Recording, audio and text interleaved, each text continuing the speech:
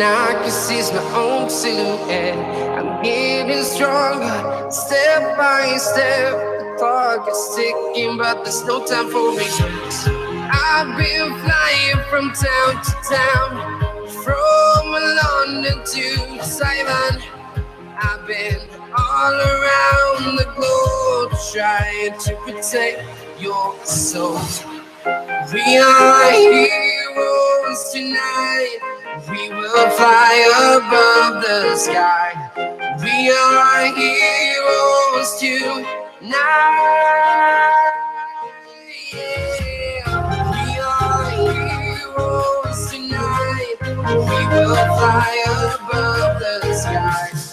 We are heroes tonight.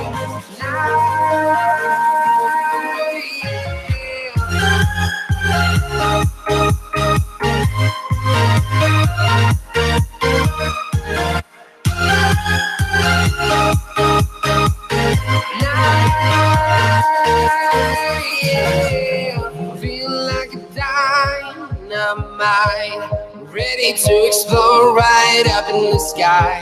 I need you to listen, I need you to hear, and don't show any fear.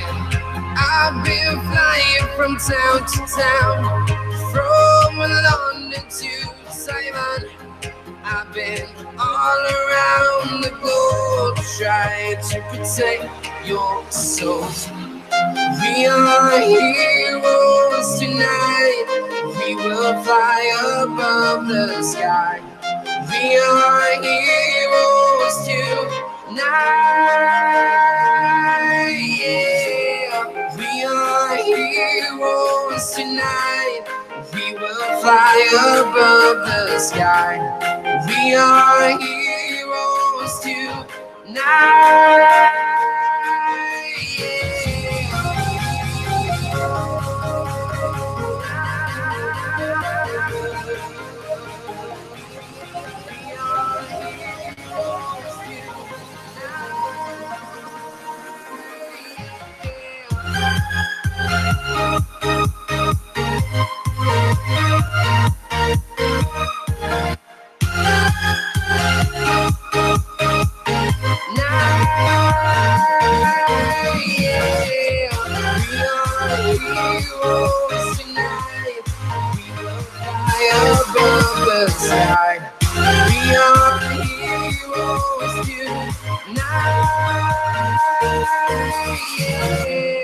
I've been flying from town to town, from London to Taiwan.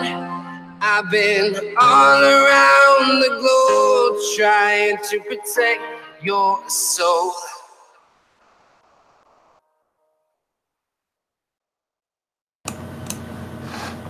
Welcome to the AfterMat, your source for WWE pay-per-view recaps. I'm your host, the People's Champ Cal. Hold on, let me get this thing because I think it's finally working. Nope, now I lost where it was. Oh, there it is. And there it is. I know it's not working for Google yet, but there you go. The People's. It's nice to see that up on the screen again, though. But welcome, everybody. And we'll be talking about TLC 2018, the final WWE pay-per-view of the year. But I can't do that without my lovely host, as always, my co-host, my tag team partner, the Glamazon Delisha. What's going on, Delisha? I don't have a title card, and I'm upset about it. Just imagine it's down there. Just kidding, everybody. What's going on? Yeah, you know what? I wish Google would bring that back because the option is there. It just doesn't work. I don't know why, and it kind of sucks. But eventually, hopefully, it comes back. But it's really fun to have it work when it actually does work. But yeah, I mean, this was the last pay-per-view. I know there's a lot of mixed reactions. Let's go say hi to people in the chat first. We got Big Time Gaming, Jenna, Rust, and Will Firefox here. Welcome all. I know there's a lot of mixed reactions. Tom Zambino, welcome, our resident road raider. And we also have Joe home, but I don't know if he might be too busy or tired from a long day at work. I don't know if he'll be joining us, but our man in the rafters, our faction for Joe. There he is. Hey, Joe. And I have to say that in these times that I've been away, nobody's cared to reach out to me to see how I was doing. Nobody texted me. Nobody called me. Nobody reached out to me for anything saying, hey, I haven't seen you on AfterMats. What's up? So they can't find you on Facebook. Where I stand.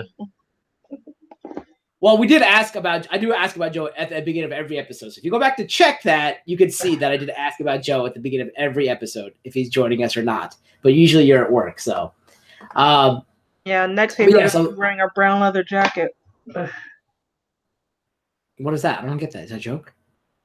Dean Ambrose. Oh. Yeah. He's gonna turn on us. Joe's gonna turn on us and make his own show. He was gonna burn that pressure, but I told him that was too far. We paid good money for that. Yeah, so it was quite the evening. I don't know. Well, I guess we'll get talking about it in a little bit, but whoa, that was crazy how it just all of a sudden like phased me out. So give me a second. Let me refresh that. Boom. Fix all this. That little corner makes me like go away. That's kind of weird. Anyway, but yeah, so Joe's going to become the discount Bane, yeah. So we have some reviews already in the chat, but I was looking at people's tweets and all that, and it's kind of up and down. In just your thoughts without giving out what you felt about the night, like going into it, how did you feel like about the card and all that, and seeing what the one thing I want to say is I said like I hope that the women's match main event did. Like going in, I think I mentioned that to you guys too as well, but we'll talk about if that did or not later. But that's the one thing I was hoping for. Otherwise, I wasn't really hoping for much in this pay-per-view. Otherwise, what about you going in? I was pretty much on the same page. There was like a few matches I was looking forward to, and others I was like, we'll see how it goes. And others like surprisingly, was like that I wasn't going to be into at the start. I was like, oh, I kind of like what they did there, and so to speak. So overall, I was just like, oh, it wasn't an overall disappointment. I feel like that's what I go for these days sometimes. Yeah, that is true. And when I was doing like the title cards and all that for this, like I was like, okay, I had like I don't know about maybe 10 matches or 8 matches. Then all of a sudden, like I look again, I always check like on the Saturday before the actual pay-per-view, and I'm like, see if they added anything, and they added like 2 or 3 more matches. I'm like, what? I'm like, this pay-per-view is gonna be like 18 hours long. Already in the chat, we have Will giving his opinion that is 7 out of 10. Tom Zavino says this pay-per-view certainly did not exist for him. But yeah, so let's get on with the first match. I know you are more of the pre-show person than I am, and especially with the 205 Live people. The first match is on Cruiserweight Champion. I think his name is Buddy Murphy, a.k.a. not Cal, a.k.a. not Alexa Bliss's fiance, against, is that Cedric Alexander, I think? Yes. Cedric Alexander. Yeah, okay. So did you watch the pre-show and what happened? So unfortunately, I keep forgetting that these pay-per-views start at 7 now, so the pre-show is at like 1 p.m. And so I don't even remember what I was doing, but I forgot. By the time I realized the pre-show was on, the match was already done. And thanks to public transportation, I was late getting home, so I didn't get a chance to go back and watch it. But I can probably surmise that it was a pretty good match with some really great spots. And I think Buddy Murphy won. Am I right? Yeah, Buddy Murphy. Yeah, Buddy Murphy won. And from what I saw on Twitter reactions, it was actually a really good match. And they said like this is like Buddy Murphy is like probably the best thing up and coming in the WWE, especially like up and coming is not counting next because it's not really next, right? It's like NXT. I mean, not NXT, but it's like WWE technically. So it's the best up and coming thing going. So we'll see. I usually end my other show around 6 p.m. Then I eat dinner and all that and get like settled. And so I did miss the beginning of this match, and I had family over also, so I missed a lot of the actual opening of the show because I don't know if you guys knew, but I was dog sitting my cousin's dog, and then I also had other family come over yesterday. So I had like about 6 people running around the house. My nephew was here as well, and I could not watch. It was on, but I couldn't watch it. I just saw I think Buddy Murphy winning at the end. So that kind of Murphy's won with him. Off Murphy's, I don't even know what Murphy's Law is. I mean, I know what Murphy's Law is in like the real world, but I don't know what the move is. Murphy's Law. I'm guessing it's kind of cool. Sounds cool, but we'll see. But yeah, he won that match. So Buddy Murphy is still your, what is it, Cruiserweight Champion? Is that what they call it? Yeah, yes. Cruiserweight Champion. The next match, I did see some of it. Basically, that's the ending. Did you see any of this or no? This was about the part I was getting dinner together, but I was listening to commentary, and this was one of those matches I wasn't even excited to see in the first place. I mean, I love Elias and I love Bobby Lashley, but I was ready for this program to be done with, especially when the gimmick was the guitar hanging up above the ring, and that's how you win. It was stupid. It wasn't really how you win. It's just that you can climb the ladder, get the guitar, and use it as a weapon. could have sworn that was the stipulation. Was that you? Anyway. No. As soon as you got the thing, you won. Yeah, I was like, that's what that was. It was supposed to be like you. I thought I remember them saying that saying on Raw that when they announced the matches that you could go up and retrieve the guitar and you'd be able to use it as a weapon. Maybe when it was announced, but by the time this match actually happened. Yeah, because as soon as we'll tell you what happened. Elias got so basically Bobby Lashley. So this was Elias versus Bobby Lashley with a ladder match with the Elias's guitar on top of it, which makes no sense at all. Basically, Leo Rush was with Bobby Lashley. He interfered a few times, but eventually Elias got to the top of the ladder, took the guitar off, and the bell rang when he got the guitar. So that was the end of the match. As soon as he got that's the only reason why I say it. I don't know. I don't watch the what do you call it? Whatever happens. I don't watch the storylines up to the fast. Deletions usually fills me in on that. But so you could be right about saying it could be used as a weapon. But as soon as he took the guitar off, he won the match. And then I think he tried to use it, but then it got reversed somehow. And I think he might have got hit. I don't know what happened at the end because I turned away because I think that's around when my cousins and them were leaving, or my first set of cousins were leaving. But I know Elias won, and I think he tried to use the thing, but it didn't work. And Tom Zamina says WWE is on a mission to ruin all of Elias' momentum and popularity. Yeah, could be, because I think he got like the worst end of what happened at the end of the match. He won the match, but after they still put like Bobby Lashley over, I think. But yeah, so your winner of that match is Elias by grabbing the thing. Here's what I have to say about these pay-per-views too. Like back when they first did this, every match was like a TLC, right? When they made it official, originally when they first started, TLC was like, okay, they'll have one main event, which is a TLC. Then they started like making like every match in the Hell in the Cell, every match is a TLC kind of thing, right? For like a year, maybe only happened for a year. And then they went back to like only a few matches here and there. I think they should just make every match TLC. If it's going to be called TLC, make every match TLC. If it's going to be Hell in the Cell, make every match Hell in the Cell. I know it's harder to do that with Money in the Bank because you can't obviously do that with Money in the Bank because that'd be like 14 Money in the Bank winners. That would be every match ladder match. Yeah, basically. Why not? Or spread, or they can spread it out. They make like some table matches, some ladder matches, some chair matches, but every match should have a stipulation, not just like regular matches thrown out there. I don't know. That's why I feel. I just missed the days when we didn't have these gimmick pay-per-views. When seeing the Hell in a Cell at like No Way Out was like a treat. Seeing Money in the Bank at WrestleMania was a treat. But I digress. It is what it is. This is what we have. That is true. But blame In Your House for starting. Because of In Your House, now we have all these First Blood and Inferno and all that kind of stuff. In the chat, Big Time says the real question is, why does Bobby Lashley have zero facial hair? He's a milk dud. That's why. Him and Apollo Crews. Like as soon as Apollo Crews says that, they should make a tag team. the Milk Dudley boys. Oh gosh, they're giving. And finally, Tom Zamino agrees with me that every match should have at least been a ladder match. Make the cleanup crew. That's the only reason I said they would probably not do it is because the cleanup crew after every match. But if you actually go to a pay-per-view, Delisha, you've been there to even events too. After every match, they like retape the ropes, they take off the mat underneath it and clean everything. So like they do clean everything after every match. So I don't see why not making every match at least have some sort of gimmick. But yeah, that's pretty much it for that match. I don't. I wasn't really enthused about this.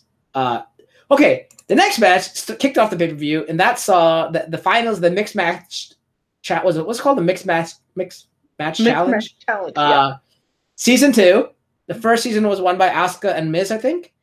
So this season, the finals featured Alicia Fox, who I think was a replacement for somebody, right? I'm not sure. No, and Jinder Mahal. These were like the only teams that stayed intact the whole season. Oh, okay. And they all right. So yeah. But yeah, beside the husband and wife teams. Okay. Yeah. Alicia Fox and Jinder Mahal versus R-Truth and Carmella. And the stipulation was if you win, you get to be number 30 in your respective Royal Rumbles, which I think is ridiculous because now we know who's number 30. It's not going to be like The Rock coming out, which sucks. Unless he might. You never know. He might jump R-Truth or Jinder Mahal, whoever won the match. We'll talk about that in a second. And, same thing for the women thing, too. But they also had to get all expense paid vacation to wherever they want to go, which makes no sense because it's supposed to be like a romantic thing, I guess. I don't know. Who knows? Do you want to talk about this match? You saw this match fully? I did see this match. I haven't been keeping up with the mixed match challenge for the whole season. I knew that it was fraught with injuries, so a lot of teams got shuffled around. So that probably changed around a lot of the endings and stories that they wanted to do for this match. But it was fine. I mean, these are basically the mid-carders of their respective rosters and divisions. We all know Alicia Fox. She's just the workhorse of the women's division. She just goes in with whatever creative team has for her, and just she's Alicia Fox. We just love her. And then Carmella is still making her stance in the women's division on the SmackDown brand. R-Truth has reinvented himself again. It's hard to believe that man is like, what, 42, 44, and still maintaining longevity in the company and still getting over with the fans. And poor Jinder. I wish he had more to do. I really liked him as a heel when he first was not when he first was heel, but during his like WWE run, I really appreciated the heel tactics he was going through. But now he's just down to low tier mid carder and kind of hurts my soul. But we did get our winner of R-Truth from Carmella, which was kind of predicted because they were.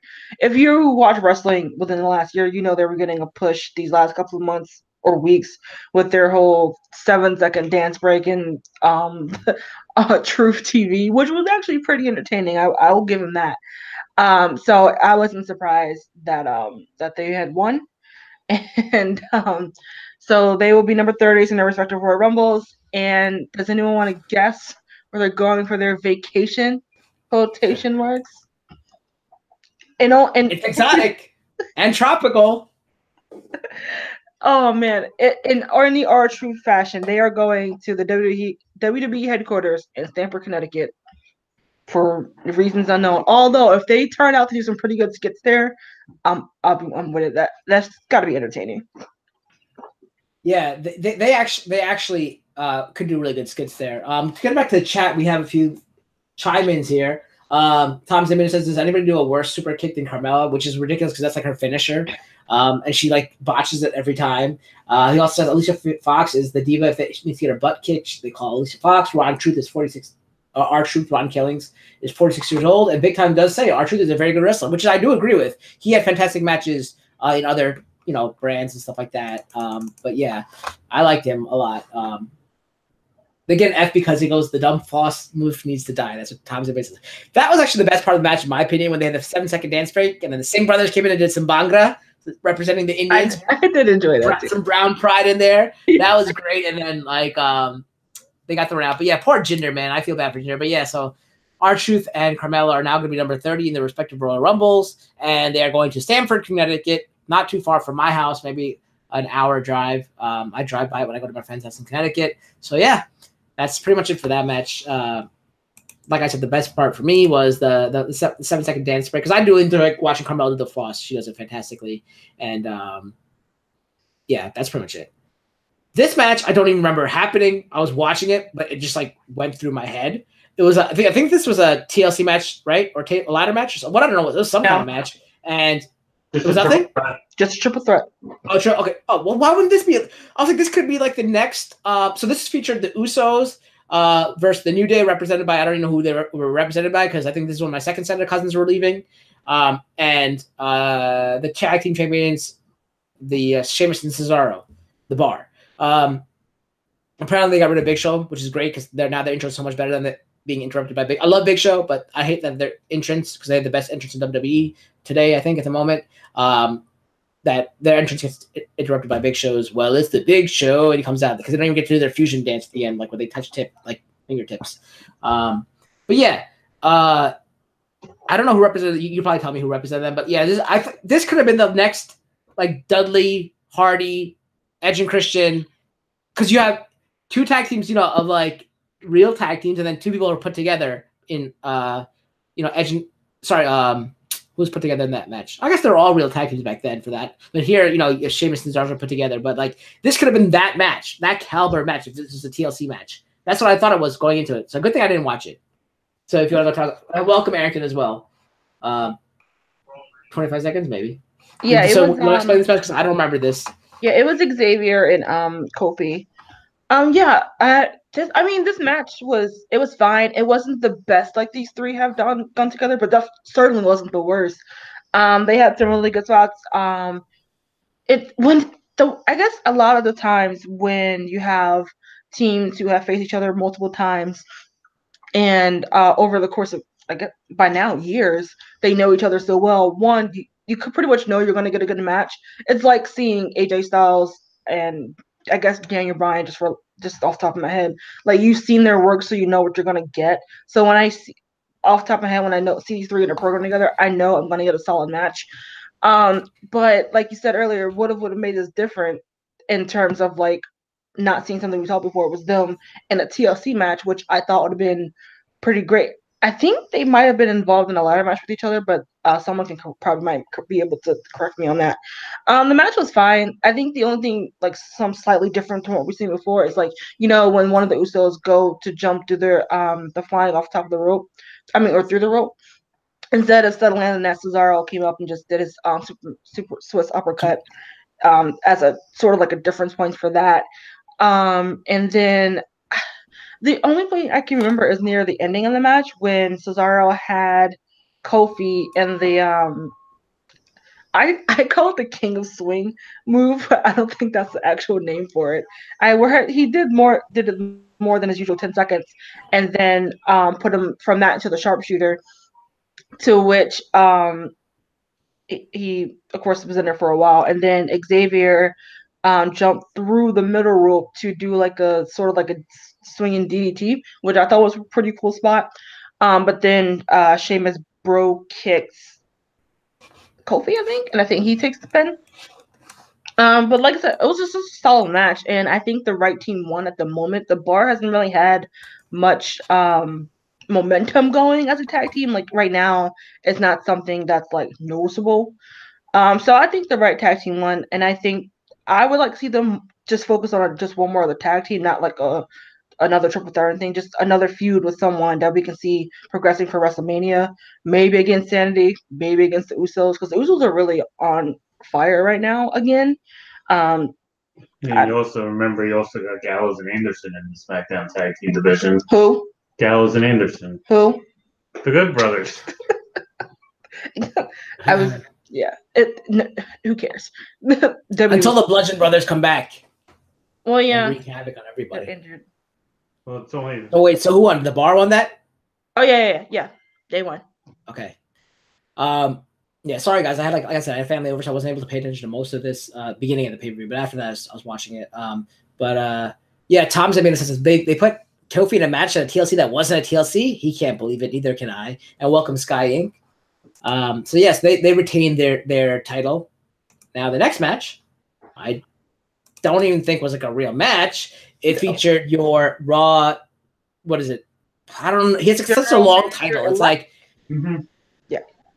General Manager Baron Corbin against Braun Strowman, and the stipulation is, I guess, if Baron Corbin loses, he loses his general manager spot. So basically, he came out and was like, "Oh, if Braun can't make, Baron Corbin comes out, he's like, if Braun can't make it, he forfeits the match and all that kind of stuff." Braun comes out, and Heath Slater's the referee, and then like the rest of the people that Baron Corbin basically wronged during his time as general manager came out. They all hit Baron Corbin with the chair. Baron Corbin tried to run away, and then Angle's music hit. Angle came out and like threw him back into the ring. Braun, I don't know if Braun even hit him. I don't think I saw that part. Didn't even touch him. Didn't even touch him, and then he just besides he put his foot on Baron Corbin's chest. 1, 2, 3. Heath Slater counts the pin. Your winner is Braun Strowman. And Baron Corbin's no longer the Raw GM. So I'm sure that's what's transpiring right now on Raw. Oh, in a few minutes, actually. We'll see what happens about that. Maybe it's going to be Angle again. Maybe they'll get somebody else to do it. But I'm pretty sure it's probably going to be Angle again because he's got something to do. This is probably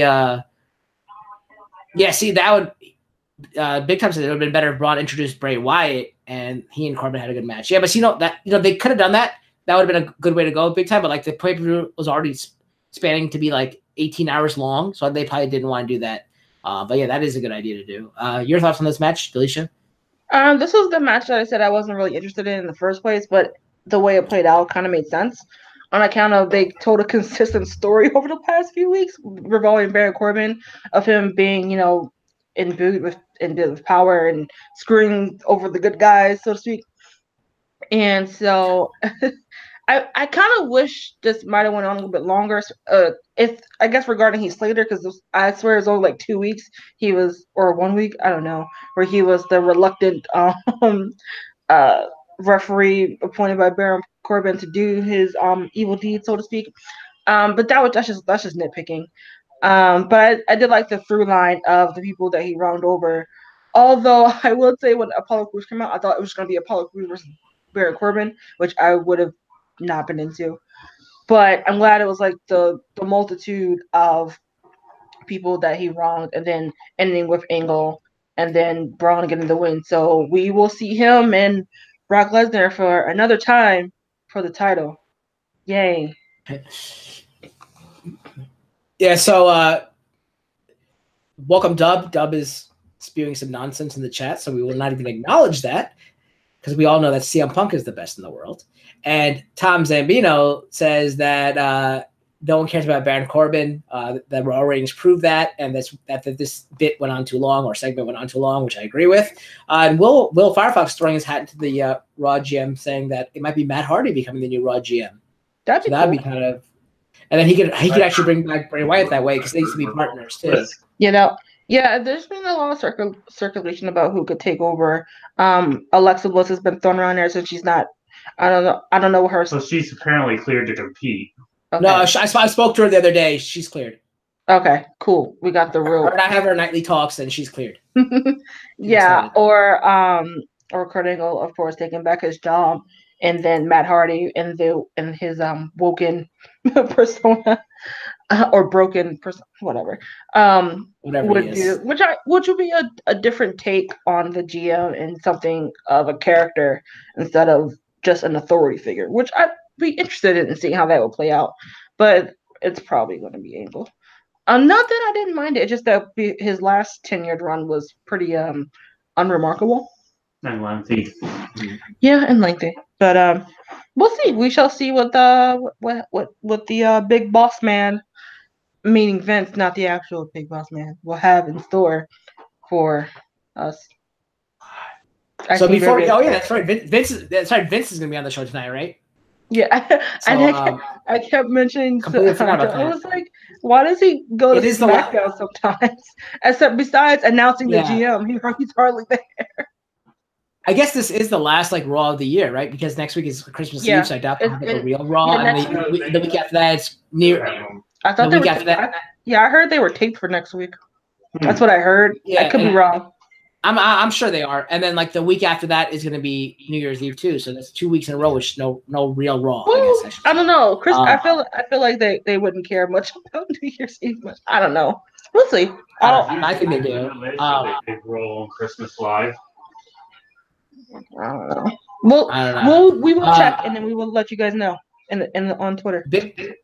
Big Time says this is how you fix Raw. No damn talking segments for 20 minutes and showcase more talent. That's what they kind of do with NXT. They don't have as much talking. It's more action, I guess, right? But you can't have all that talent because you have nowhere to put them. That's what the thing is. Everyone wants to sign all these new people, but you can't because they can't even showcase all the talent they currently have.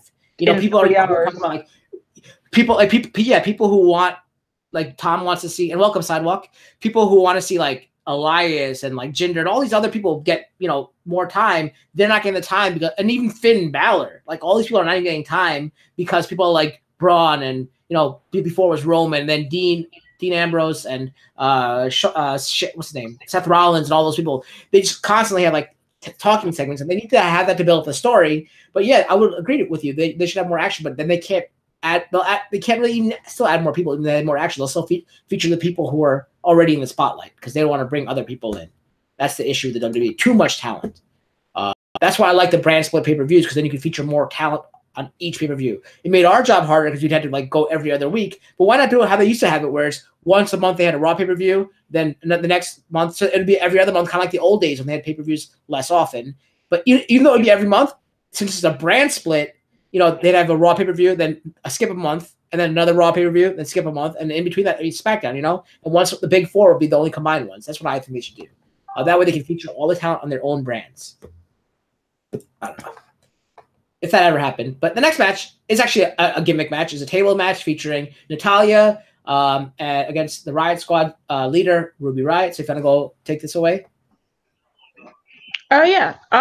So the last couple of weeks we've had Ruby Riot tormenting Natty with the death of her father. She broke her glasses. I mean her father's glasses, which, you know, that was just so wrong. Even though we all know that those probably wasn't his actual glasses. But I would say on the upside, Ruby Riot has really been shining since she's come back from her injury. Her promos have been really great. Her in-ring work was never like in question, but I feel like she's really been cementing a spot for herself on the main roster, and by proxy, Liv Morgan and have been, you know, giving some more reps, so to speak, on Raw as well. And with Natty, she's a person much like Alicia who just goes with whatever creative goes with her. I don't know how I felt about the using her father's death as a storyline, but, you know, I guess, you know, she's from the wrestling family. She knows how this goes. She might even help her in the grooming process. I don't know. I'm not Natty, though I can't say for sure. But we've said here on previous iterations that we hope Natty would get better storylines to run as her career starts to go on the downslope, but not in a bad way, not in a downward slope in a bad way, but like as her career comes to an end. Yeah. Thank you. Yeah. And because I know she does a lot of the training with the upcoming women, she's usually the ones putting them over. It is usually, but this match, I didn't care, honestly, because I knew Natty was gonna win because they were pushing the storyline so heavily, and plus, you know, her father died, so it's kind of like a complimentary, you know, get your revenge on the heel person. There were some good spots with Natty putting Liv and Sarah Logan through the table to neutralize the handicapness, since there's no disqualification, obviously. And Ruby, on another heel tactic, Ruby had her own table with Jim Neidhart on it, saying this is the closest you're going to get to your father, which was pretty brutal, but I liked it because it's some good heel work. You know, I love me some good heel work. And but Natty had a plan of her own, took out her own table with Ruby Riot's cut out on it. And actually the ending was a pretty good spot to where it looked like Ruby was going to flip Natty onto the table with I don't know what you would call that move, but Natty, being, I guess, the stronger one, lifted her up and powerbound her through the table, which I did like that spot. That was pretty cool. And congrats to Natty for getting a win. I don't foresee her having a progressive storyline for 2019, but you never know. We never know. But I think they both came out strong in the match. Natty getting her revenge, but Ruby still looking strong in her healery. I know that's not a word, but I'm gonna use it there. Yeah, I completely agree with you. That was they both looked good in the match. Like, they looked strong in the match. Poor little Liv Morgan took the brunt, the spear through the table to the outside. I had to make sure she was okay and everything. But yeah, like, I hate Natty's acting. She's a terrible actress. Like, it's painful to watch her like show these emotions and all that. And the powerbomb spot at the end was awesome. But I do agree with you that she does deserve like one last hurrah, kind of like, you know, hopefully I hope Kane gets. I always said I hope Mark Henry gets one day, but I don't think Mark Henry will ever get it now, especially nowadays. His last hurrah was like him doing his fake in the pink suit segment that he did, where he faked his retirement and he beat the crap out of John Cena. That was great. I consider that like his last championship. But yeah, I like to see these people in the twilight of their career get like one last hurrah, and I don't know if we'll ever see that, but maybe we will. Yeah. So that was you know, like you said, both looked you know, Ruby looked great. She perfect heel persona and all that, good actions and all that. She was great. I enjoyed that much. And Hurricane Rana. But yeah, Tom Zambino says Natalya is lame, Ruby is cool, Natty won, therefore this match is lame. Tom Zambino, our very roving reporter. All right, so our next match was like, oh man, this match had potential being the match of the night. All right, some facts prior to this match. If you know Big Time Gaming, there's he does a WWE Universe segment on his Twitch channel, and he keeps the same joke with me. He throws a joke out to me too when I'm there, about the Demon Finn Balor. Everyone knows Demon Finn Balor, when he comes out in the video game, he has higher overall rating compared to regular Finn Balor. So the funny thing is, when this match started, Tom Zambino texted me saying, wait, why isn't Finn Balor coming out as Demon Finn Balor? Doesn't he see Drew McIntyre? Like, doesn't he know how hot Drew McIntyre is now? Like, he's like a top superstar now, like on pace to be the main event of WrestleMania. So he definitely needs to wear the Demon thing so he can have a higher overall rating, therefore have a chance to beat him. Well, this match was, a pretty good match back and forth, as you expect from both these wrestlers. Some really good spots, some like tough slams, high flying moves by Finn Balor with like the flip over the top and all that kind of stuff that he normally does. Basically the normal stuff you do. But what do we have? We have Dolph Ziggler turning on Drew. Like I said, this was gonna happen, right? Like I said Drew would turn on Dolph because the whole Shawn Michaels Diesel thing or Shawn Michaels Psycho Sid thing. I thought it was gonna be like that, but why Drew Dolph Ziggler? Maybe I turned away for a second and missed. He meant to hit Finn, but I think because he went back after him again, so I'm pretty sure he went to hit Drew McIntyre. Well, no, Drew did properly turn on him. It just happened on Raw weeks ago. Oh, so that's why I don't know this kind of stuff. Yeah, that's why. Okay, yeah. So Anyway, Finn Balor ends up winning the match. I forgot how he wins, but he does end up winning the match. So I texted Tom Zero, like, I guess he didn't need that over the Demon Paint. But how are you gonna crush his momentum? Crush.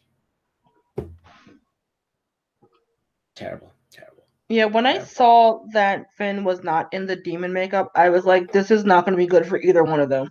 For one, Finn's been consistently buried since he came back from injury, which is very unfortunate. And Drew is not just getting momentum, but he's been gaining momentum as the Scottish psychopath, I think they call him. And the first time he lost a couple weeks on Ziggler, it was fine because he had that great promo the next week saying many great men have lost. That means nothing to me. And I was like, all right, cool. It's great. We're back on track.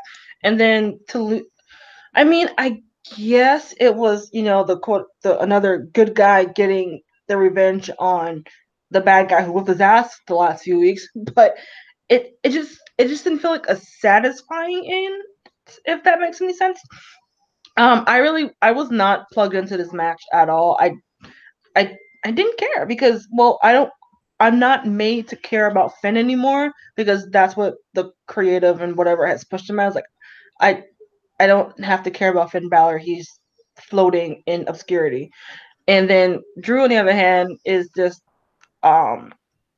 psycho, quote unquote, heel that should be dominating everyone, but he's now lost to I guess you would call this hardcore match, but now he's lost 2, and I'm like, well, these smaller guys are getting the best of him. Why should I believe in his psychoness, so to speak?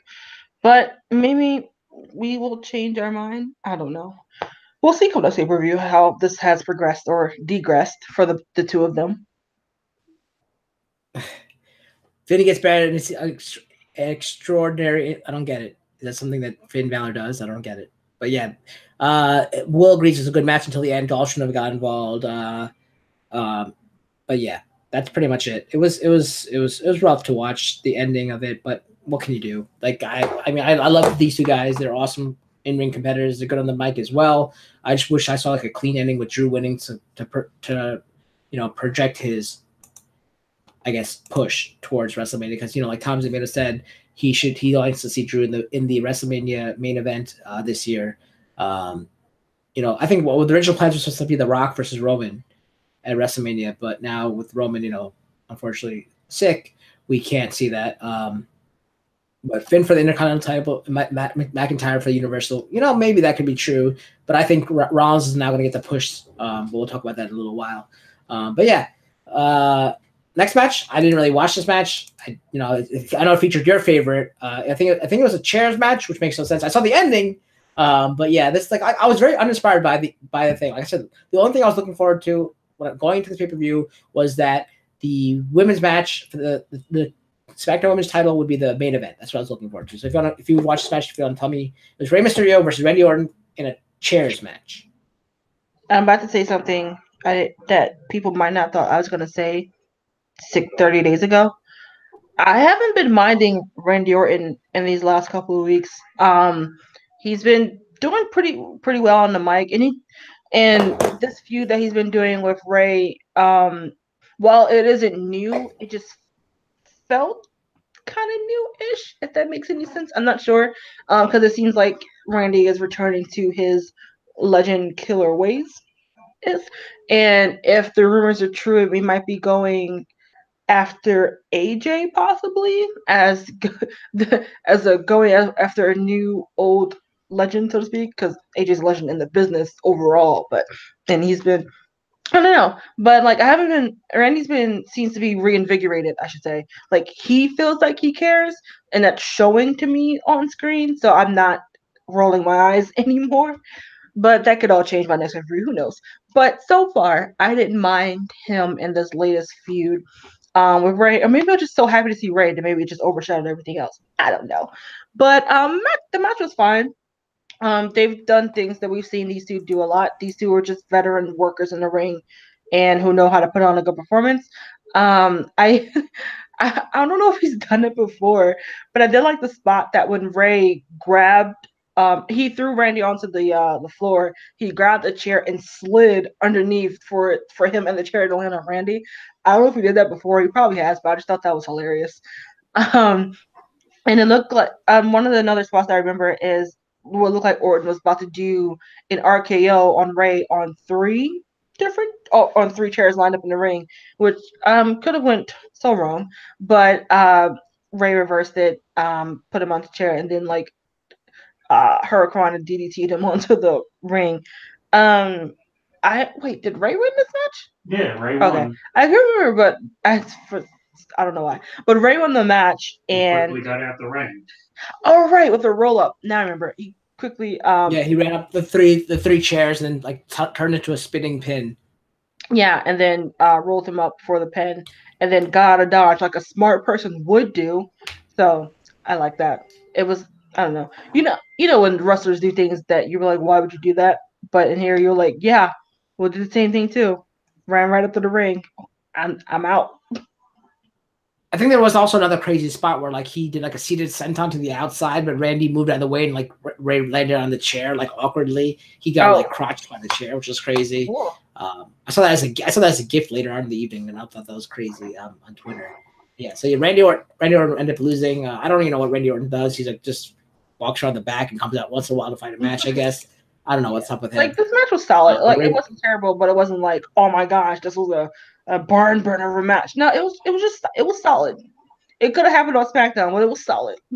It was pretty decent for a chairs match. Yeah, I guess so. It's usually chairs matches you don't have high expectations. That's the point. We don't have high expectations. But if the rumors are true that he is now gonna, if Ray is, not Ray, Randy is gonna move into a program with AJ Styles, that could be interesting. That's not bad. I'm gonna give you the next match because I know it's your girl, Nia Jax, so I'll do the next two after that. So go ahead. Sure. This match was surprisingly, I was not looking forward to it. I know Thompson agrees with me. I am hating this whole hashtag face breaker stuff. I mean, the first time they said it was fine, but we all know that they will run a hashtag into the ground until you're sick of it. And I've always known that Nia isn't the strongest on the mic. I really think she should have been paired with someone other than Tamina who could speak for her or let her speak not as much. But even though I know the only way to get better promos is to keep doing them, but I feel like in this case, I don't know. I mean, it was just a bad situation anyway because of the whole Becky Lynch situation. If people were going to boo her regardless, but she's not really back to that monster Nia form, and I know it's not necessarily her fault, but I didn't really And I guess also back to when her and Ronda had that match before, it wasn't that great either. So I wasn't having high expectations for this match, although I did like the spots of Ronda to keep jabbing and ducking out of the way, as again, smartly you want to get out of striking range of someone who could just punch your lights out. I did like the spots of Ronda trying to get her into the her armbar submission hold, but of course showing Nia that she's too strong, either breaking out of it or doing the Charlotte method of just getting to the ropes or out the ring.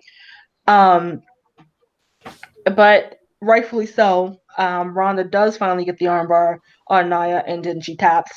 I think, unfortunately, Cal, I think Stephanie still does hold the longest holdout for that move. But the right person won. This was not the time for Ronda to lose. This was not the time for Nia to get the championship. She still needs some. Honestly, guys, she still needs some work. And I know that there's a lot of hate on her for what she did with Becky, and I do honestly think that was just pure accident. Even though she does have a track record of hurting people in the past, so I don't know if she's having discussion in the back with that, but maybe she needs to check herself a little bit more. And if she could really clean up the promos, I really do think she could have some sort of longevity in the business right now. But she still has some work to do. She might have been called up from NXT way too soon. And I love her. I love her death. That's my girl. But I do admit when talent isn't performing up to their potential.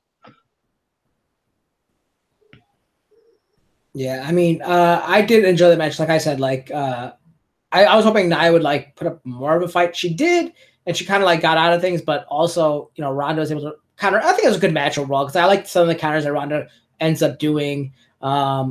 Yeah, the crossbar to the outside, it was good to see her do that. Thomas is surprised to see that he's a fan of Ronda Rousey's, and like the high risk thing was cool that Will was saying. But yeah, I thought it was also like very well done match, and I enjoyed this. This is probably one of my best matches of the night for me. Seeing the power of what's it called of Nia Jax go against the technicality of Ronda Rousey. That was pretty cool. So I enjoyed it. And Ronda Rousey's still your champion. Then we had that segment afterwards that everyone loved. That Becky goes, "Don't ever put my name in your mouth," and like slams her. And then also Ronda saying later like, "Oh, I'm gonna be watching the final match or whatever it was, something like that." Yeah. Because I remember earlier on the pre-show, Becky did say she was going to be collecting receipts on people who were crossing her. So That was a little foreshadow of what was to come. So that was a nice little interlude. I did enjoy that, and it kind of closes another storyline book on that chapter, so to speak. So it again, what a theme of the night is that of sort of like, if not closing a chapter on a storyline they were showcasing throughout the past couple weeks, at least a through line that would make sense. So, and we don't always get that, so that's good. Right. All right. So next we have the WWE Men's Title. Hey, Super Vault Boy, welcome.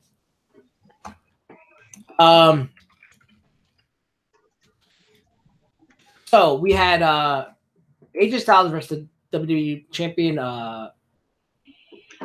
Who cares his name is? Daniel Bryan, unfortunately. No, Cal, it's the new Daniel Bryan. The new Daniel Bryan. Oh God, shut up with that, Daniel Bryan. I hope you. I don't know what to say. I hope you switch places with Roman Reigns, brother. That's what I say to you. Anyway, or even worse than that.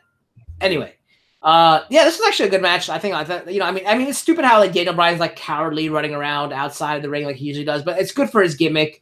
But yeah, technically, like Will just said, this is a fantastic technical match. Great wrestling as expected from these two. Some really good spots, great reversals. People working on body parts, like working on the leg for the calf crusher. The one thing I don't like about these matches is like, why do people's submissions like when Daniel Bryan did the what's called the Lavelle lock now, as opposed to being the yes lock anymore, he actually makes it look like it hurts. But when like AJ does like the crab or I forgot who did the crab, was it that? I don't know if it's even this match or not, but whoever did a Boston half crab this earlier this evening, that's this match.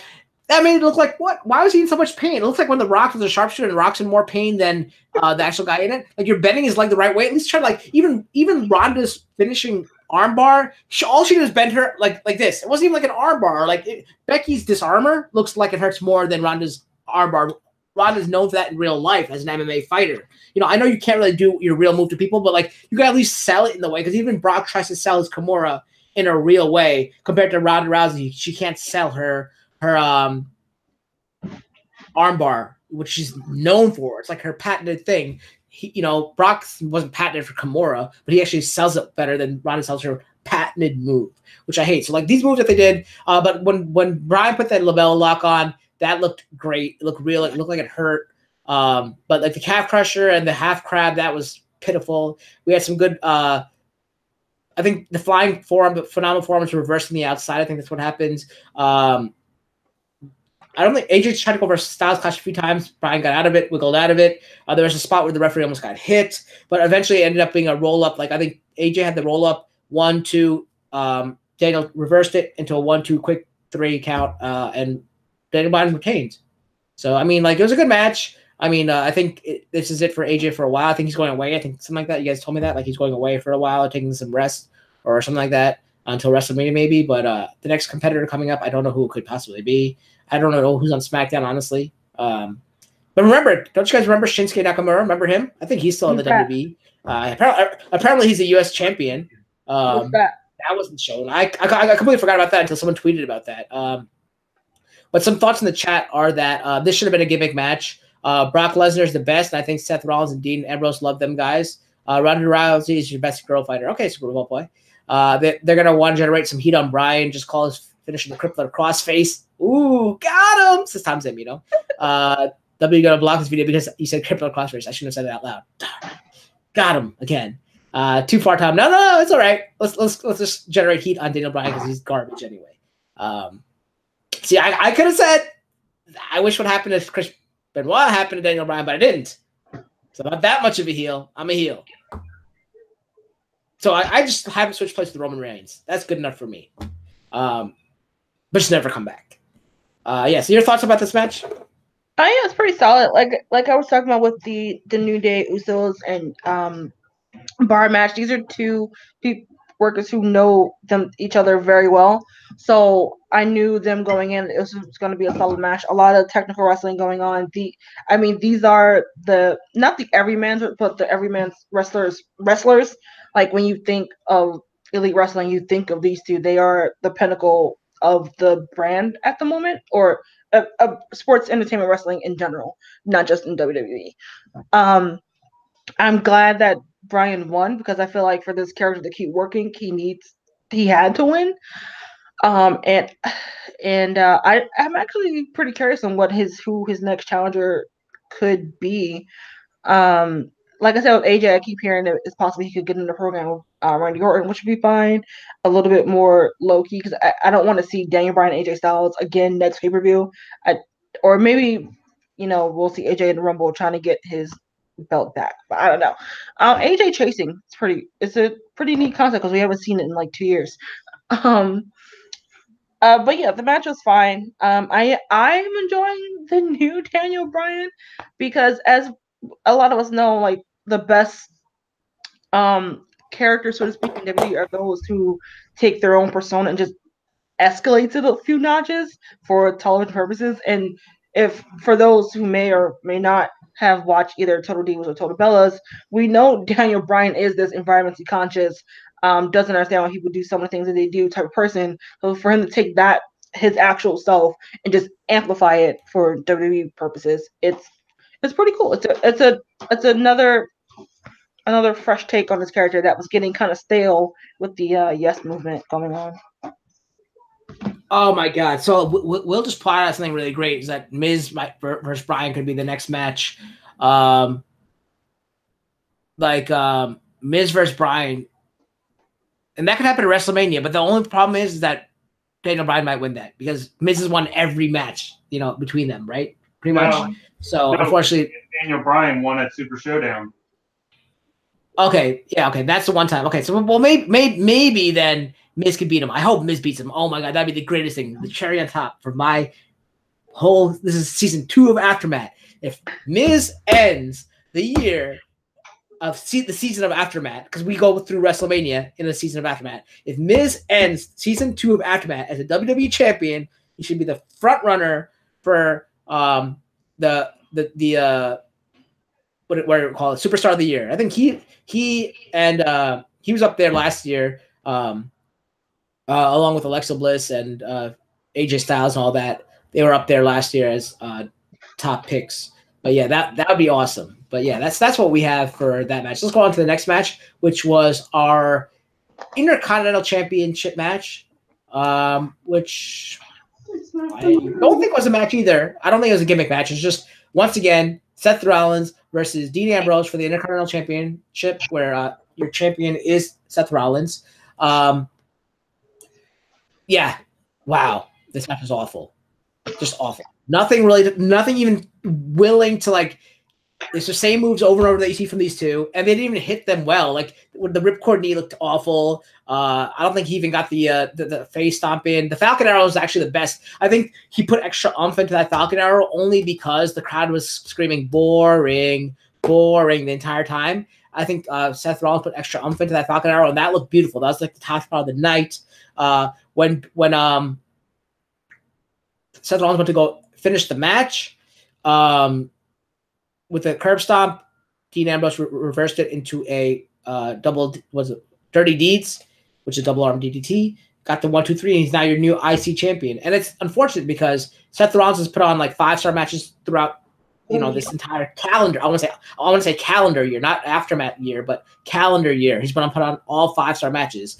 To end the year with this match, I know he's giving up the title. He's dropping the title, which is fine because that's probably going to put him in a push for the whatever the Universal Championship it is, I guess. Yeah, I'd probably like to see him face Finn Balor for a #1 contendership kind of thing. Then to go against Brock, but Brock has to defend at Royal Rumble. I'm assuming he doesn't have to. He's Brock Lesnar. He can do whatever he wants, but he's probably going to defend at Royal Rumble, and it might be against the winner. They probably have a #1 contenders tournament or a match between Seth Rollins and Finn Balor or something, or I don't know, maybe Drew McIntyre. Who knows what they'll do, but it'll probably be Drew and them will probably face at WrestleMania. I think there'll be some build-up at Royal Rumble between those two, kind of like the Shawn and Michaels and Diesel thing. But yeah, that's what I could see happening. But yeah, this is the worst match of the night, in my opinion. It was awful, especially with 2 high-caliber superstars. This is a huge letdown. I expected better. What do you think, Alicia? Basically what Joe said. I expected better. I feel like they've really dropped the ball on this Dean Ambrose heel turn. I just feel like it could have been just so simple. It's I know you, Seth. I just wanted to turn on you before you turned on me, or something like that. Like something along those lines. Like I feel like a lot of his promos didn't really make sense. And then much like they did with Becky in the beginning, him attacking the fans didn't make sense either, because David wanted him to turn heel for forever. And so I don't know. Maybe now that we're gonna get away, hopefully get away from the Seth and Dean feud. Maybe heel Dean will be better written down the line. Like when you mentioned him going against Finn Balor for the title, I'm like, oh, that could be pretty interesting. Or maybe Dolph. I don't know, but I feel like he could have some interesting storylines with some of the other like mid card or mid tier people down the line. I don't know who could be his marquee WrestleMania feud match. At the moment, I can't really think of anyone I want to see with him with. But Roman. No.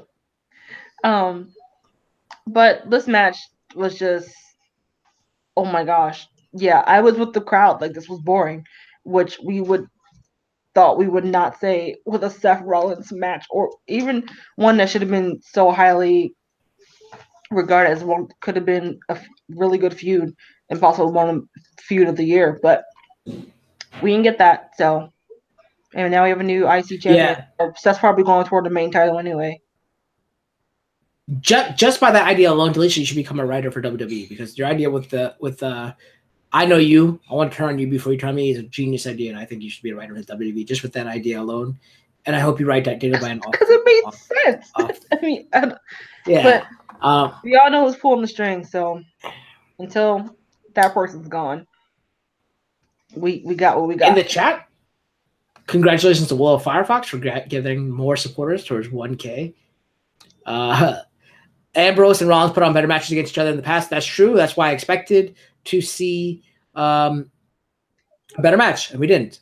I think they just had nothing else left to do. And Tom Zamino says, can we call Dean Discount Bane instead of Lunatic Fringe? I agree with that, I agree with that, because he can't afford the mask, so he's just basically Bane without the mask. And he's got more hair. And he's smaller. But still, I agree with that. All right, so that brings us to the final match of the evening, which I was glad to see, because I mentioning to all you guys, I guess, in the Discord, saying, like, the final match of the night better be the women, because they deserve it. What a year to start off with the main event of the first pay-per-view of the year. Not an AfterMat year, but the WWE 2018 year. Last match of the first pay-per-view was the Women's Royal Rumble, and the final match of the 2018 WWE pay-per-view calendar, TLC, was the SmackDown Women's Championship, which featured Asuka, who won the last match of the main event, the Royal Rumble. And what happened, we'll talk about that. But this featured WWE SmackDown champion, the man, Becky Lynch, against Who Cares About Charlotte Flair, against Asuka. So we'll have Delisha take it away, because this is a great year for women, so let's keep it going. Yeah, this was, again, I'm happy like you that this was the end of the match. It's the only true TLC match, so of course it should have main evented this pay-per-view. If it didn't, it just would have been really stupid. Anyway, we've had three women who are arguably the three top, definitely on SmackDown, with some of the three top women of the division on both brands, at least as far as they've been sort of written. I know people were a little bit upset that Asuka was kind of put to the wayside in her tag team shenanigans with Naomi, but I kind of enjoyed those. I feel like those two had worked well with each other, so I didn't mind the little offbeat path that Asuka was on while we were focusing on the Becky Lynch and Charlotte feud. Charlotte, or the man Light, or Becky Light, as Becky was calling her on Twitter, or calling her out for on Twitter. It's been interesting. I'm glad that we did get Becky back into the foray, because when she was injured, we were getting Becky Light with Charlotte on when she went balls to the wall with Ronda and that with the kendo stick. But this match was pretty. It was great. There was some great. No, I almost said chair shot. I meant to say table. Of Asuka putting. Sorry. Of thank you. Of Asuka putting. I think she put Becky. Did she put them both through a table, or did they put themselves? Anyway, well, I'm just gonna talk about my favorite spot, which was Charlotte. Charlotte had Becky on the table on the outside rope and decided to not go for her patented failed moonsault. And so we just did a small little flip or a little senton onto the table, which I thought was pretty funny, because I really was expecting her to go up and do a moonsault, and I thought Becky was going to move. And then I missed the lead up to this, but Charlotte spearing Asuka through the barricade was pretty fun, because I think we truly only get to see either the men do it or just Nia.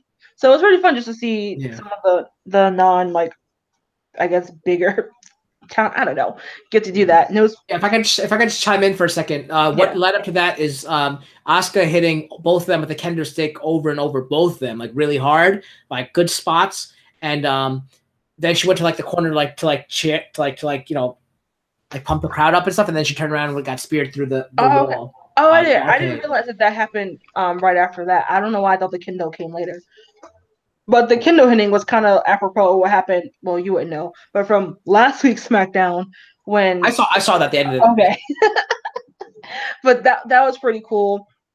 What I don't know. I just feel like this match was just everything that a TLC should be, with great spots with both tables, ladders, and chairs.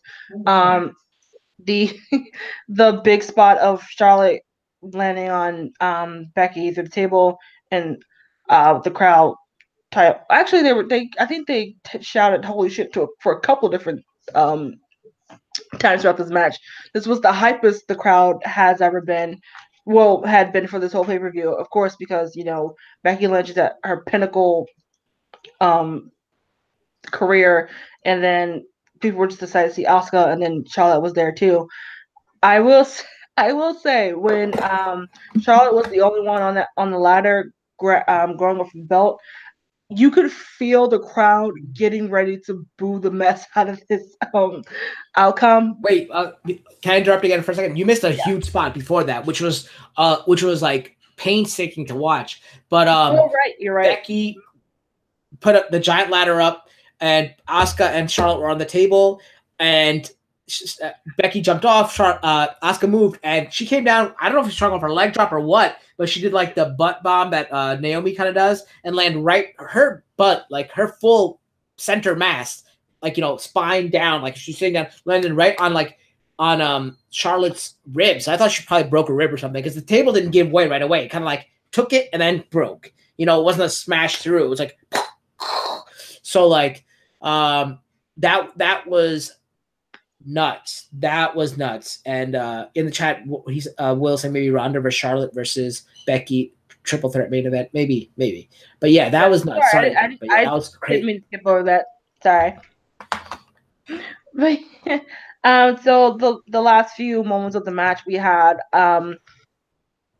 after that, I believe that's when Asuka took her chance to go up the ladder, and then she got stopped by Charlotte. She got stopped by Charlotte, and then you have those two going back and forth on the ladder, as you can't have a ladder match with someone going back and forth on the ladder, like reaching for the belt. And then you had Becky set up her ladder next to them, and again you have all three of them going for it, and then I think Charlotte forearmed Asuka off the ladder, and then you had the two who's been in this feud for the last couple of months going at it, trying to get the belt. And then you hear the crowd cheering, not sure what's going on, and who but the baddest bitch on the planet herself comes out and knocks them both off the ladder, almost as in like, payback is a bitch type of thing, to which now we have Asuka getting her coronation, which was a nice little pin on her storyline for the year of becoming women's champion. Because I didn't even think about it when you said it, that she won the Royal Rumble earlier this year, and now to end the pay-per-view of the last pay-per-view of the year to win the title. I think that's kind of almost like poetic justice a little bit. All right, and 2 points to that. It's also what they said at the beginning of the match was that it was her 1 year debut because she debuted at TLC last year. So in 1 year time, she became the champion, which is kind of crazy. So she's probably had one of the best years. I think she was also in top running for the Superstar of the Year. I'm pretty sure she won Rookie of the Year last year for AfterMat. So who knows? Maybe this year she might be Superstar of the Year. But the crazy other part about it is, let me ask you this. What do you think about this? When they knocked the ladder over, there was a table on the outside. Were they supposed to land through the table on the outside? Because they kind of might have botched it. Because as always, when they have more than 2 women in a match, they put on great matches, but there's always a lot of botches. There's a lot of botches earlier in the match, and then towards the end of the match, I think they're supposed to fall outside the ring. That would have been too crazy of a spot. But maybe they want to put it over the top. Maybe that's what they wanted. Because they ended up rolling to the outside, like, oh, we're dead on the outside, but they actually landed in the ring. Then they rolled out. They're like, oh, now we're dead. I think they were supposed to go all the way over to the outside through the table, possibly. What do you think about that? It's quite possible. I guess we may never know unless some insider tells us. I feel like either way, I think the impact of that was still there, of that moment of just Ronda coming out to interfere with their match, which of course is leading to all speculations of what WrestleMania is going to be like, of course. But yeah, I think it would have been it would have been a more, not harsher, I can't think of the right word I want to use here, but a more telling effect if they did go through the table and they're just legitimately just knocked out. But I feel like they still got the point across of just Ronda interfering and being like, payback is a bitch. Bitches from the baddest bitch on the planet. Whatever. Yeah, it was a great match. I enjoyed it. That might have been the best match tonight for me. I really did enjoy it. I enjoyed both the women's matches, solely women match. I'm not talking about the mixed match or whatever you want to call that, or the Natalya match, but I did enjoy the 2 championship women matches. They were great. But yeah, so I guess that will pretty much bring the show to the end. Any more thoughts about that match, or can we do our wrap up for what we have for our overall? No, I just think I'm just glad that they got to main event that pay-per-view, and I really thought the play out of all involved was pretty well done. And congrats to Asuka. Hopefully she gets to keep it for a bit. Great match, logical ending, but I think both what my reaction. Yeah, exactly. Now that Tom Zambino's on the Becky Lynch bandwagon, my number 2 WWE wife still to this day. But yeah, does Joe want to chime in for his low point, high point, and overall grade, or is he in the rafters? No, he's still here. Are you thinking about it? Okay. All right. Well, what do you while he's gathering his thoughts, do you think I've been seeing a couple of things online about this whole Ronda Rousey situation and what this might lead to now that the belt doesn't have to be necessarily in play at the moment as far as in terms of like Becky Lynch, because I feel like the rumors, I think before Becky got hurt, was, I think at the end of it, I think they did want Charlotte versus. Actually, no, before Becky went over, I should say, they did want the Charlotte versus Ronda at WrestleMania. And there were talks about maybe flipping that to Becky versus Ronda when she started getting really over. But now we kind of have a mixture of all three. So I know people were throwing out a triple threat match. Or was this the seed plantings, the beginning of seed plantings for that four horsewomen on four horsewomen match? See, I said that was going to lead up until Survivor Series next year, right? Is that what I originally said on AfterMat? I'm not sure if I said that, but yeah. I could see a triple threat happening, like Will was saying, possibly. And then them eventually teaming, like Charlotte and Becky teaming up against her in that match. And maybe they're about to, I don't know how they would do it, pull it off, but maybe that's when the Shayna Baszler and all those people come out and save Ronda. And then it's just a beatdown. And then the next night on Raw, same thing's about to happen, but this time Becky and, I don't know what brand it could be on, but because they always had the shake-up, eventually they got to do all that stuff and call-ups after WrestleMania. They could have Sasha and Bayley come and save them after they're getting the 4-on-2 beatdown again, Yeah. And then that will lead to, like, individual matches throughout the rest of the season. Backlash will probably have the same match again because Backlash is just repeated WrestleMania, just like not as much spectacle and hoopla and entrance. And then eventually lead to a Survivor Series where Team 1 against Team 2 kind of thing. I don't know. Yeah, I don't know. I just think it's just interesting that I'm just glad that I don't know. Because a lot of times we know we're pretty able to predict these things, but I'm glad not knowing how things will turn out, and I feel like that's a good place to be as a wrestling fan because we don't need to know everything all the time at any moment. I still like to be surprised.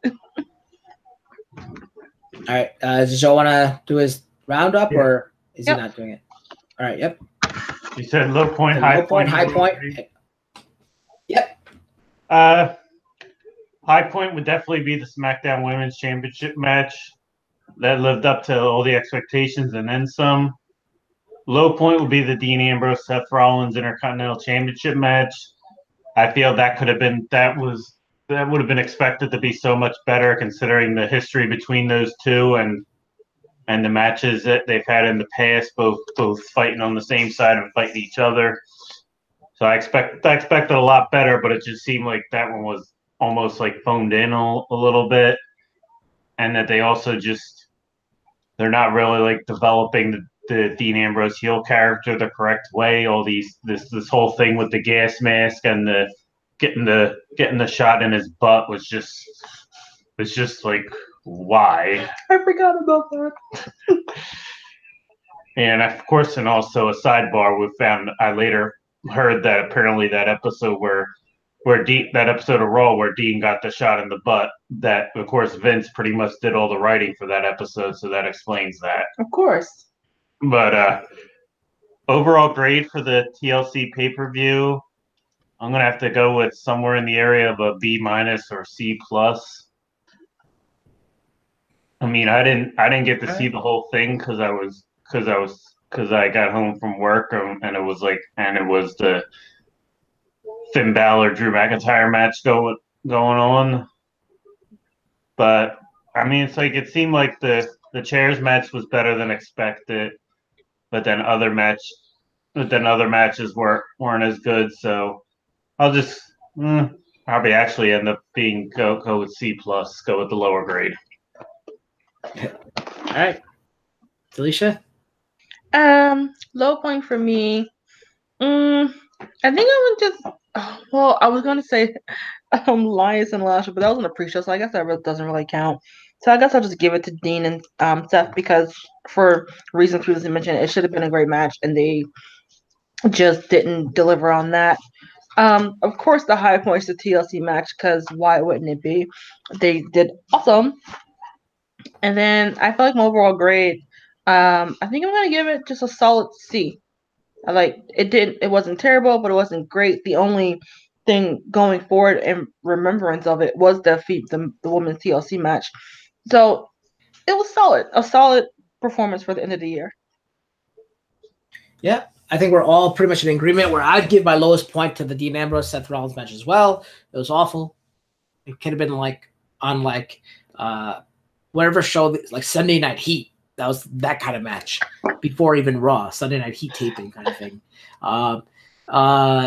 My high point obviously is the women's SmackDown, all the women all night, pretty much the two women's championship matches, but most predominantly the women's SmackDown match. Obviously the I'll use the term the crown jewel of the evening because that was SmackDown got to close out a show. Yeah, SmackDown got to close out a show too. Yeah, but yeah, it was the crowning jewel of the evening. And I thought it was great. And I think my overall grade, it has to be a D for disappointing because that's what the night was until the main event, pretty much, except for the one Ronda Rousey thing. But I hated how she came out at the end too, which was expected. I knew she was gonna come out, but I hated that too because with the whole Becky push, all that. But yeah, it's a D. Tom Zabino, our roving reporter, says no low point is Natty winning, high point is TLC match, overall grade C plus. All right, yeah. So as you can know, you can find our roving reporter Tom Zambino over at Zed Reviews on YouTube. That's ZED Reviews over on YouTube, and also at Road Raider 3 on Twitter. I don't know when his Cars and Popcorn segment is coming back or show is coming back, but he does have something in the works. He says that's a surprise. He won't even tell me what it is, so it must be a surprise. Maybe he's gonna become the new Stig on that show, whatever show the Stig is on, which I learned from him. I think it's called Stig. I think he might be the new Stig. But yeah, but congratulations to all what Tom has done throughout this year with his new job and all that. So we're very proud of him and seeing where he goes from here. He might start inventing space shuttles for like Tesla or something. Who knows? But Joe, do you want to let us know where you've been and what you've been doing and all that, or and where we could find you? Why weren't you here? You abandoned us. No, my work schedule abandoned you guys. I'm usually working late during the week. Yeah, that's true. Yeah. No, I understand. You're I know what I'm saying. Yeah, the new job with the schedule is not great. But hopefully it's not. It's only temporary, hopefully. But Delisha, you want to hear one thing about Joe where you can find him if he wants? Yes, you can find Joe on Facebook at Joseph P. Butler. And we all like to know if you do add him, if he accepts you, because no one's been able to tell us, or maybe there's some secret society where we're being prevented from not being told. I don't know. I don't know what goes on. But, if you do add him and you get in, let us know in the comment section or on Twitter, because I really want to know, because he doesn't tell me anything. And it's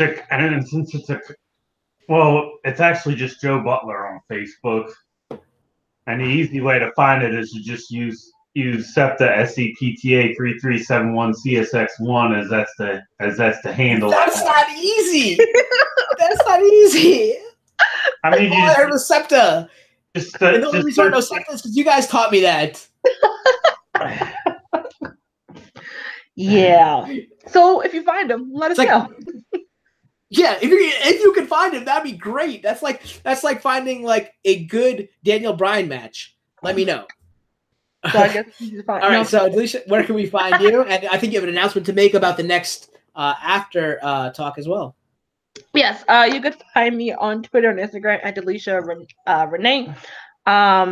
As Cal said, for those who are new and don't know, we do have a sister show called After Talk, where we just do a more long-form discussion about wrestling, of course. It doesn't always coincide with something that's going on in wrestling today. Well, we might try to tell relate it, but we're just because a lot of times on Aftermath we sometimes get into other discussions that had to do with the match. But we're like, well, why don't we just come up with another show to which we can just talk about what we love. And we were thinking of this one coming up again next month before or around Royal Rumble time, in which we may be talking about sort of the standout, some standout superstars of the year. If you want to tie the Royal Rumble, well, a lot of times we get some standout superstar moments. So we might just be going over some of our favorite superstars. Well, it doesn't have to be within a year, but in general. But stay tuned to Twitter for that. I'll be announcing more. Maybe I might do some polls and see what some of the fans think. All right, and as for me, you guys know me. I am the People's Champ Cal. You can find me over on Twitter at KingslayerNet and over here in the Kingslayer Network. I want to thank, and I want to thank my lovely co-hosts I've had throughout this whole calendar year. Not AfterMat year, but calendar year. We've had like Joe and Delisha and Raj and Tom and Sky come through once in a while. It was awesome to have a lot of people come on and have the show grow and all that, and have a spin-off show now with Nicole and all that. So it's great to see everyone growing and doing well. So I'm very happy, and I wish the best for the next coming year. So happy holidays, everyone, and happy New Year to everyone as well. And I hope you guys continue this journey with us in Aftermath. But you could always find us the next time, I think, January 28th, Monday, because Royal Rumble is January 27th. But don't forget that it'll be an after talk somewhere in there. But, as for the actual Aftermath show, it will be after Royal Rumble, January 28th, which Royal Rumble is January 27th. So until then, guys, keep slamming the haters and reach for your goals. Until next time, guys, we'll see you. Have a happy New Year. Happy holidays. Later.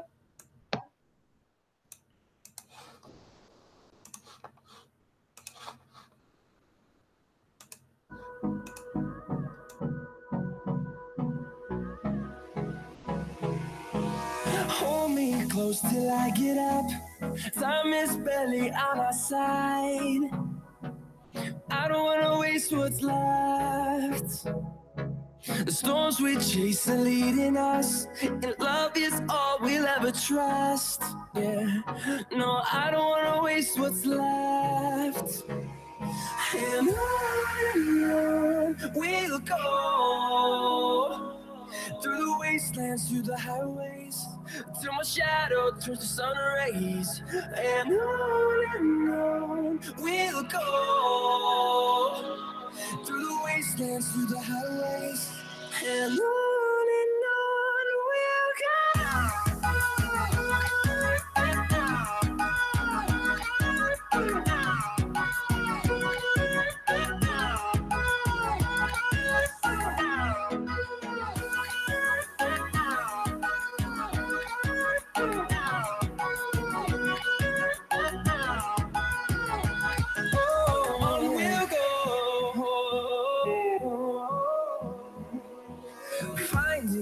Along the way, melodies we haven't played. No, I don't want no rest. Echoing around these walls, fighting to create a song. I don't want to miss a beat. And on we'll go, through the wastelands, through the highways, till my shadow turns to sun rays. And on we'll go, through the wastelands, through the highways, and on we'll go.